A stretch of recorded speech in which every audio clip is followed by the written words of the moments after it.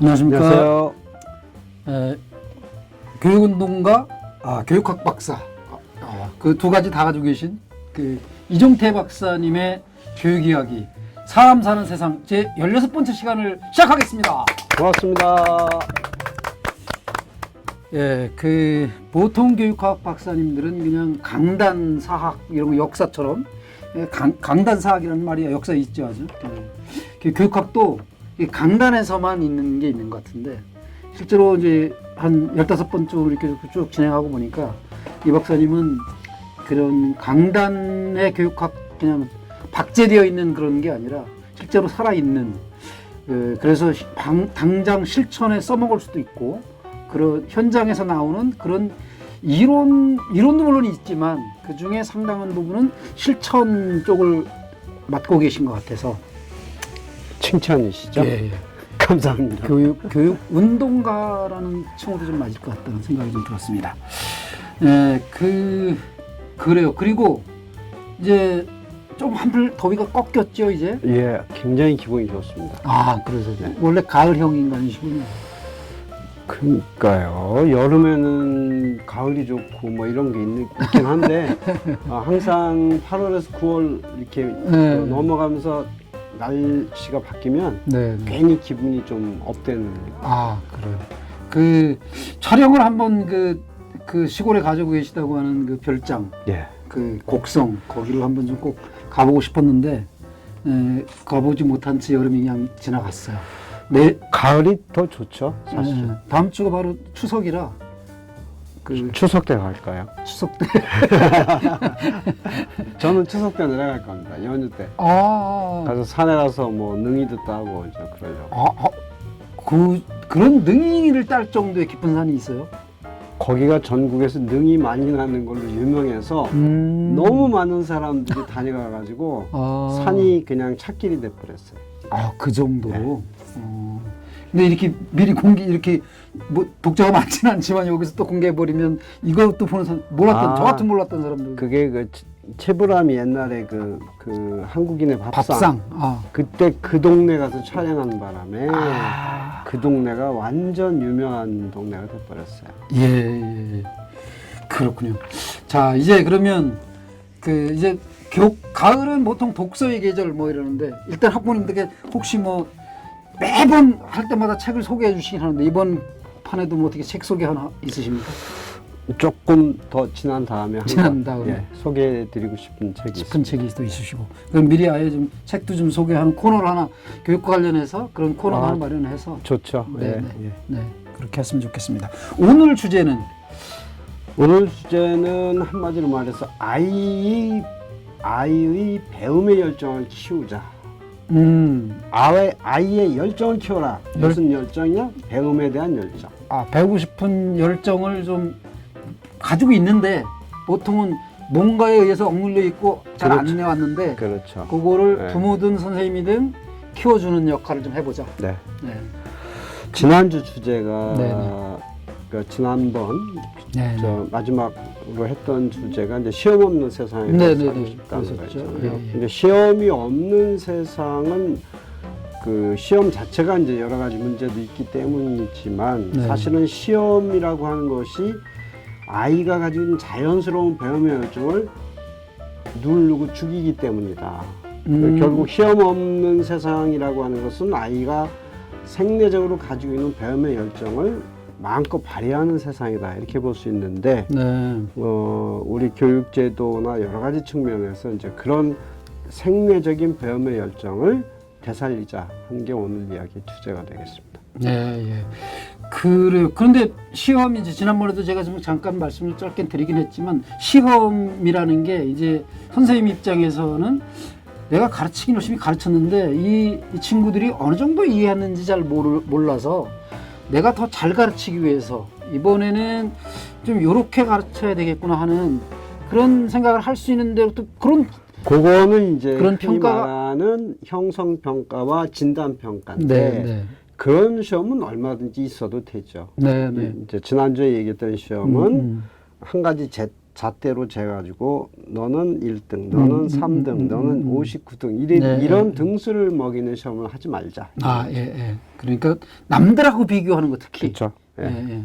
그거를 이제 시험의 최대 병폐라고 보고, 그거는 솔직히 남들과 비교해서 서열을 딱 매겨버리면 평생 이거 극복이 안 되는 친구들이 있는 거죠. 있죠, 많죠. 예, 예.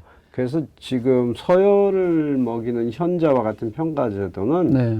소수의 성공자와 절대 다수의 실패자를 만드는 예. 구조적으로 그렇습니다. 네, 네, 네. 아무리 모든 학생이 열심히 해도 그렇죠. 지금과 같은 상대평가 체제 속에서는 네. 극소수 뭐 1등 혼자 성공한다고 해도 과언이 아닌데 조금 뭐 여유 있게 봐준다 그래서 한 10%가 성공한다. 나머지 네. 90%는 다 실패자가 되는 그렇죠, 거죠. 그렇죠.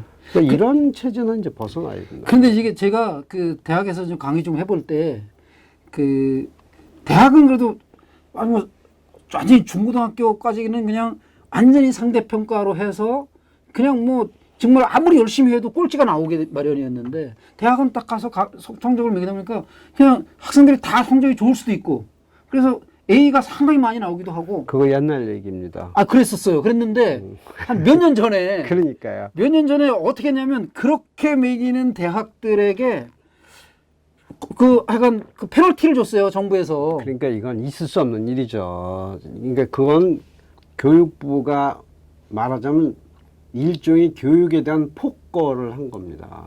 어떻게 했냐면, 제가 그 강의를 한 데가 이제 성공회대인데, 짧게. 그 얘기를 이제 길게 할 수는 없고요. 그래요. 네. 성공회대를 부실대학으로. 그래서 그러니까. 학생들 장학금도 못 두고 뭐 무슨 학자금 융자도 안 되고 막 이런 대학을 만들어 버리더라고요. 그러니까요. 아. 지금 정말 교육부의 그 정책은 네.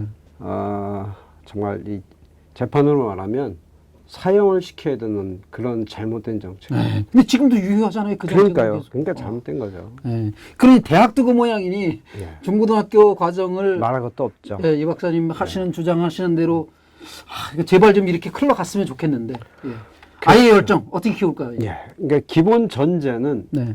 지난주도 잠깐 말씀드렸지만 모든 아이는 다 다르다. 네, 네, 네. 한 명도 같은 아이가 없다. 네, 네, 네. 하고자 하는 방향도 다르고 음. 처해 있는 상황이나 능력도 다르고 네, 네. 배움의 속도도 다 다르다. 네. 그러니까 한 사람 한 사람이 영어로 유니크한 존재, 네, 아주 독특한 존재. 네, 네. 세상에 똑같은 사람은 한 사람도 없는 그런 존재다. 네, 네.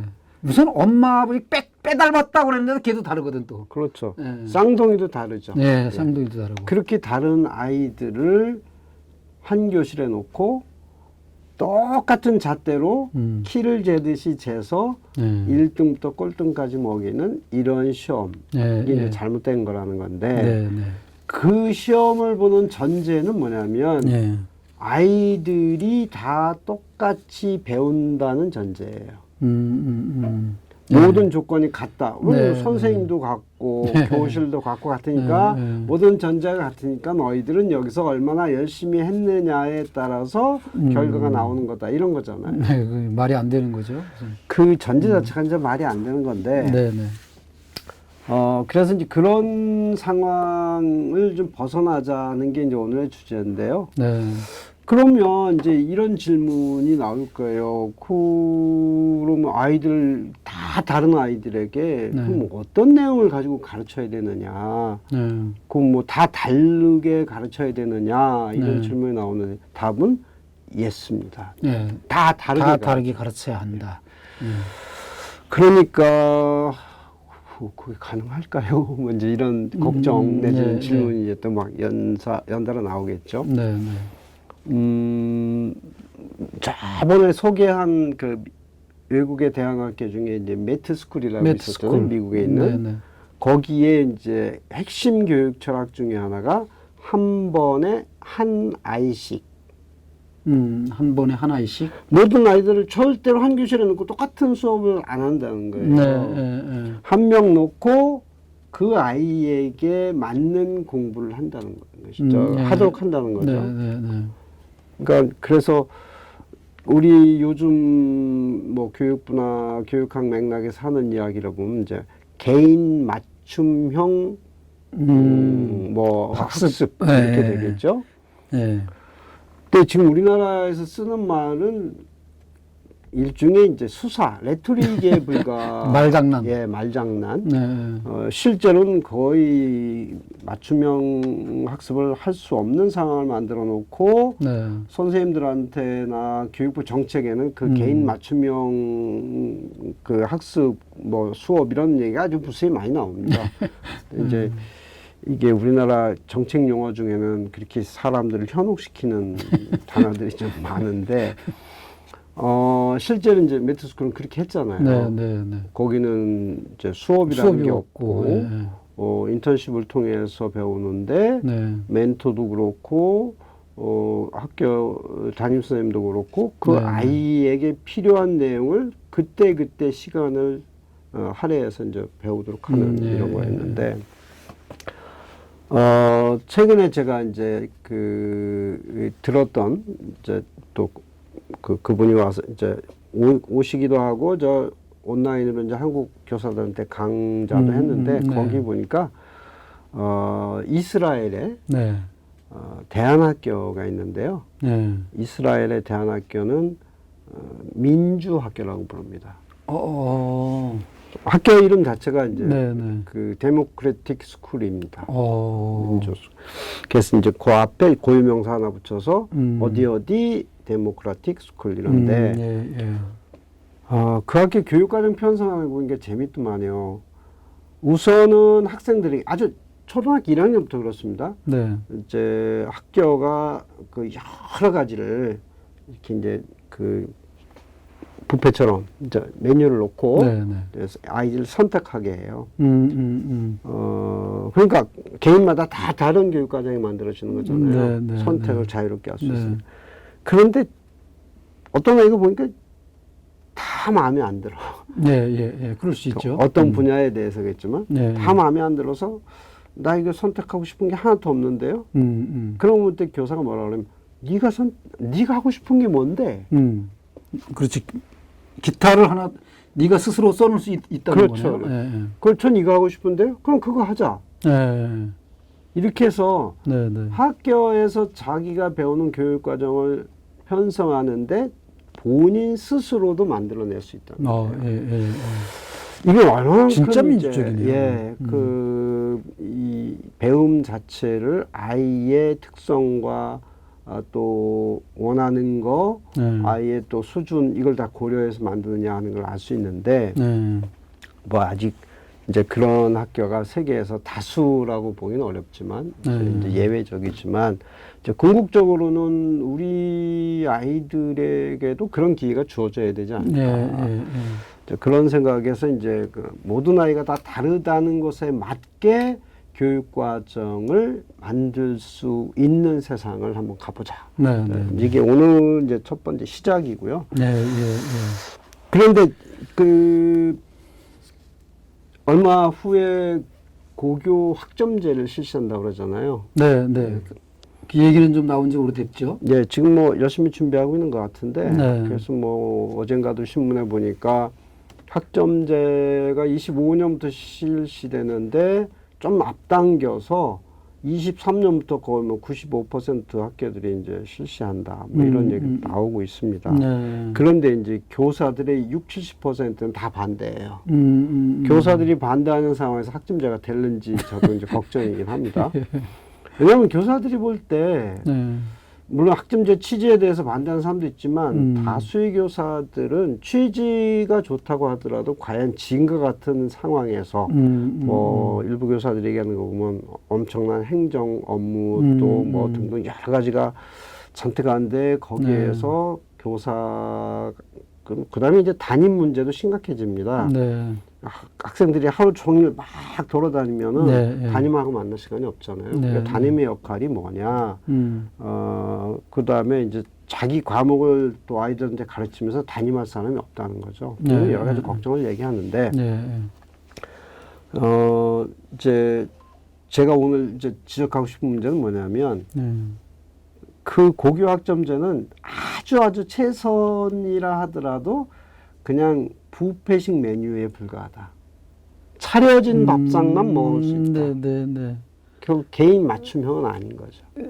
그 이스라엘처럼 개인도 좀 요구할 수 있는 길을 열어야 되는데. 거기까지 더 나갔으면 좋겠다. 이런 말씀을 드리고 싶었습니다. 아, 예. 자, 근데 여기에서 왜 그렇게 그 개인 맞춤형 혹은 이제 그 아이들이 이렇게 자기가 배우고 싶은 걸 배울 수 있도록 하자는 얘기와 관련해서 네. 우리 이 3,000년 전에 계셨던 공자님 말씀을 하나. 예. 공자님의 논어에 보면 그런 말이 이제 나온다고 많은 분들이 인용하는 건데 하기 시습지 불용요로. 뭐 그거 말고요. 그것도 좋은 얘기지만 그 자왈, 공자왈, 지지자, 불여, 호지자. 아는 사람은 아는 사람은 좋아하는 사람만 못하고 네. 또 호지자, 불여, 낙지자다. 그 즐기는 사람만 못하다. 좋아하는 사람은 많이 인용되는 말이잖아요. 네. 그러니까 아는 거는 좋아하는 것만 못하고 좋아하는 것은 즐기는 것만 못하다. 네. 그러니까 결국 배움이라고 하는 것은 단순히 아는 것을 넘어서서 좋아해야 되고 좋아하는 걸 넘어서서 즐길 줄 알아야 된다. 실제로 스포츠 선수들한테도 그렇죠. 그렇게 얘기해요. 너 즐기라고. 거기서 제일 많이 인용하는 것이기도 합니다. 네. 그래서 뭐 바둑도 그렇고 네. 피아노도 그렇고 네. 전에 그 장한나 첼리스트 네. 그 경우도 어려서부터 정말 이 아이가 그 심취하고 즐긴다고 하는 기사를 몇 번 봤는데 그런 사람들은 결국 대성하잖아요. 그럼 우리 아이들이 배움에 대한 열정이라고 하는 것은 바로 낙지자 수준까지 가야 열정이 생긴다고 봐요. 모든 학생들이 막 자기 막 즐겨가면서 지가 하고 싶은 거 막 좋아하는 거 막 하고 이렇게. 그러면 어떻게 당연히 시험도 없어야 되고 자기가 배우고 싶은 걸 찾아서 할 수 있게 해야 되잖아요. 그게 시험 안 봐도 지가 궁금하면 지가 좋아하고 즐기는 거라면 물어보고 다니죠. 막 찾아보고 다니고. 가끔 뭐 신문에 또 나오고 이제 우리가 주변에서 볼 수 있지만은 초등학교 때 이미 뭐 어떤 분야에 대해서는 아주 탁월한 경지까지 가는 아이들이 있잖아요. 뭐 그런 아이들은 언젠가 이제 TV에서 보니까 뭐라 그러죠? 발로 타는 거 이게. 스케이트보드? 무슨 보드? 무슨 보드예요 이게? 스프링보드. 스프링보드인가요? 그거 가지고 그냥 이렇게 가느다란 우익기도 생생 지나가면서 하는 거 보니까 거의 스프링보드 아닌 것 같고 이제 그 이름을 제가 모르겠는데 하여튼 그 위험한데도 이 초등학교 저학년부터 그렇게 좋아하다 보니까 그러니까 우리 아이들이 그런 자기가 좋아하는 거를 정말 깊이 있는 경지까지 갈 수 있도록 하려면 그런 이제 여건을 만들어 줘야 되는데 그러려면 이제 제가 볼 때는 아이가 몰입할 수 있도록 해야 돼요. 지금처럼 시험을 보거나 50분 수업하고 10분 쉬고 또 시간도 꽉 짜여 있고 뭐 이런 채 불가능하잖아요. 어떤 때는 뭐 한없이 아무것도 안 하고 그냥 놀기도 하다가 한번 빠지면 몇 날 며칠 밤을 새워서 할 수 있는 이제 이런 자유로운 환경이 아이가 정말 깊이 있는 학습을 요즘 뭐 기계 학습인가 인공지능에서 딥 러닝이란 말이 나오잖아요. 깊이 있게 공부한다라고 하는 건데 기계만 컴퓨터만 그게 필요한 게 아니라 사람에게도 이제 필요한 거잖아요. 근데 우선 그런 내용은 참 좋으신데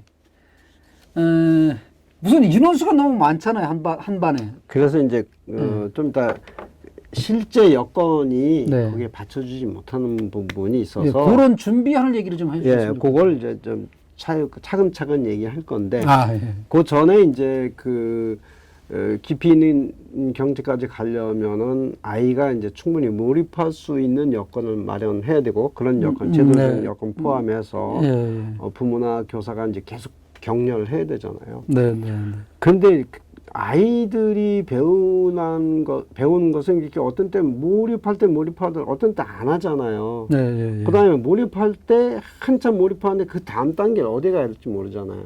네, 예, 예. 그럴 때, 야, 거기서 말이야, 요거를 한번 생각해봐. 그러면 네가 지금까지 했던 거하고 이거 연결해보면 훨씬 재미있는 세상이 보일 거야. 요런 자극, 안내. 교사나 부모는 그런 역할을 그런 하는 역할을 해야 것으로. 되는 거죠. 예, 예. 어떤 아이가 자동차에 굉장히 심취했어요. 세계 자동차라는 자동차 모든 모델을 갖다 팍 쌓아놓고 온갖 이제 이 상상을 한다. 그런데 그 아이에게 요새는 말이야 자동차가 전기 자동차가 대세야. 한번 전기 자동차에서 공부해 볼래? 이렇게 해서 이제 가솔린에서 전기 자동차로 갔다는 걸 보고 이제 그 다음 공부를 한다든지 그렇게 하고 그 다음에 이제 디자인이 말이야 이런 게 있고 이런 게 있는데 너 디자인 공부를 해보면 어때? 이렇게 해서 그 아이의 세계를 시야를 점점 열어주는 거죠. 네, 그래서 결국은 이제 시야가 훨씬 넓고 다양한 선택지가 있다는 걸 안 다음에 정작 내가 갈 길은 어디다 선택하게 하는 거죠. 이런 이제 안내와 자극을 주는 일이 교사와 부모가 해야 되는 역할. 지금보다 훨씬 더 능력과 뭐 자질과 그 마인드가 있는 부모와 교사가 필요한 시대가 오고 있어요. 그렇죠. 그러니까 한 번에 한 아이씩이라고 하는 것은 그만큼 아이에 대한 관심과 집중도가 높아야 된다는 얘기잖아요. 지금 그냥 대충 평균쯤 놓고서 그냥 하면 돼요, 선생님들은. 그러니까 말씀하신 대로 그럴 수 있는 여건이 되려면 이제 학급당 인원 또 소수가 돼야 되고 그것뿐이니까 뭐 지금처럼 행정 업무 없어져야 되고 또 가르쳐야 될 내용도 여러 과목이 아니라 아주 교사도 집중할 수 있는 걸로 간다든지 뭐 이렇게 돼야 될 테니까 그런 얘기를 앞으로 또 회를 나눠서 차근차근히 가는 걸로 하겠습니다. 아유, 그래요. 예, 그 애들이 열정을 여러 가지 열정이 있을 텐데 그 중에 배우고 싶은 열정을 일깨워주는 그런 키워주는 그런 부모와 교사가 되었으면 좋겠다. 사회도 그렇죠. 한 아이를 키우려면 마을이 다 함께 온 세상이 필요합니다. 온 세상이 필요하니까 그렇습니다. 자, 일단 그 아이들을 잘 계속 좀 이어서 들어주셨으면 좋겠어요. 그래서 이번에는 아이의 열정을 학습을 하고 싶은 배우고 싶은 열정을 키워주는 어른이 되었으면 좋겠다, 사회가 되었으면 좋겠다 하는 것으로 결론을 잡는 것으로 하겠습니다. 지금까지 시청해주신 여러분께 감사드리고요. 교육운동가 교육학 박사 이종태였습니다. 이종태의 교육이야기 사람 사는 세상이었습니다. 시청해서 고맙습니다.